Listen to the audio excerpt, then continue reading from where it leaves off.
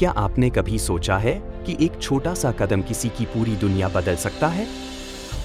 एक घायल कुत्ता दर्द में था, पर दुनिया उसे अनदेखा कर आगे बढ़ जाती थी।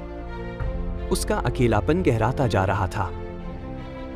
फिर एक दिन एक मासूम दिल रुका। उस लड़के ने बिना सोचे उस प्यासे कुत्ते को पानी पिलाया, उसके दर्द को महसूस किया।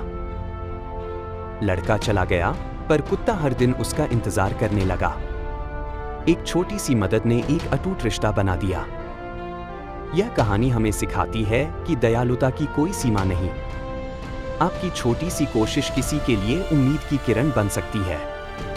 आज ही किसी के जीवन में सकारात्मक बदलाव लाएं।